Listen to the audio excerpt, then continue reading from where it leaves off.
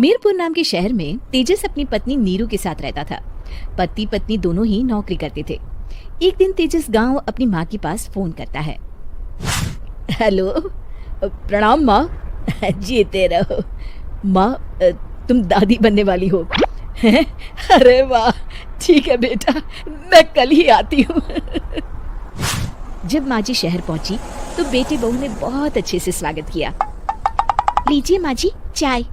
अरे गर्मा गर्म पकोड़े ले आओ माँ के लिए। नीरू रसोई में गई और 2 मिनट में ही पकोड़े ले आई। जी ये लीजिए। बहू जादू से बनाए हैं क्या? अभी तो रसोई में गई थी। यम्मी। माँ जी, शीला रसोई में पकोड़े तल रही है, मैं बस लेकर आई। हे भगवान, मेरा धर्म भ्रष्ट कर दिया तूने। अब तो गंगा जल से शुद्धिकरण करना होगा। दूसरे दिन, माँ जी मैंने नाश्ता बना दिया है, ऑफिस जा रही हूँ। पर अभी तो घर का सारा काम पड़ा है। शीला आती ही होगी, झाड़ू पोछा बर्तन कपड़े वो सब कर लेगी। हमारे जमाने में घर का सारा काम हम ही करते थे। जी माँ जी, आप बहुत होशियार हैं, मैं घर ऑफिस दोनों नहीं संभाल पाती। तो जरूरत क्या है घर से बाहर जाकर चाकरी करने की? वैसे भी घर का काम खुद करने से घर में बरकत आती है, समझी? पर माँ जी। पर वर कुछ नहीं, इस महीने की पगार मिले फिर ऑफिस बंद है। हाँ। रात को नीरू तेजस से कहती है, सुनिए जी, माँ जी बोल रही थी कि मैं नौकरी छोड़ दूं। वैसे ठीक ही तो है, अभी तुम्हें आराम की जरूरत है। फिर भी आराम कहाँ, शीला को छुड़ाने के लिए बोल रही थी। तो अब 24 घंटे में इतना काम तो कर ही सकती हो। पर जॉब पसंद है मुझे, घर पर मन नहीं लगेगा। अगले दिन जब दोनों ऑफिस के लिए निकल रहे थे।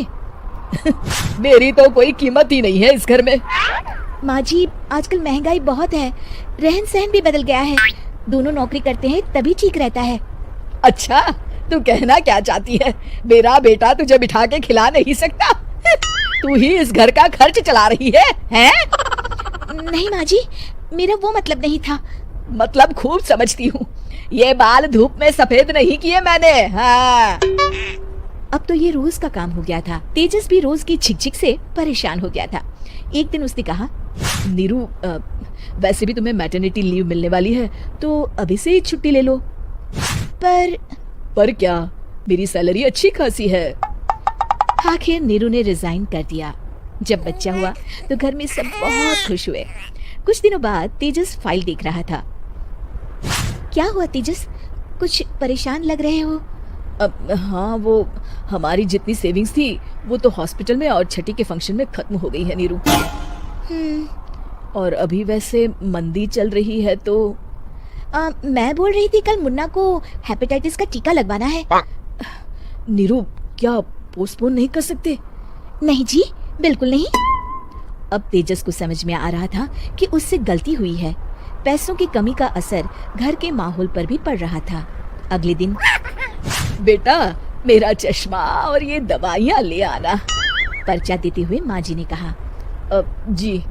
तेजस, मुन्ना के लिए दूध का डिब्बा और डायपर भी ले आना, और ये किराने के सामान की लिस्ट है, इसे भी लाना है।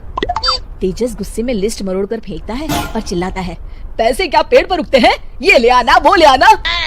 अरे पर ये जरूरत का सामान ही है। वो गुस्से में बिना कुछ कहे ऑफिस चला गया। अरे लंच तो ले जाइए। नीरू दौड़कर डिब्बा पकड़ाती है। एक दिन खाना खाने के बाद, नीरू, अब तो मुन्ना कुछ बड़ा हो गया, तो अब तुम वापस ज्वाइन कर लो ना जॉब। पर इस रिसेशन में जॉब मिलना बहुत मुश्किल है। ट्राई तो करो। फिर मुन्ना? माँ जी है ना, और एक फुल टाइम मेड भी लगा लेंगे। पर माँ जी, उन्हें तो पसंद नहीं।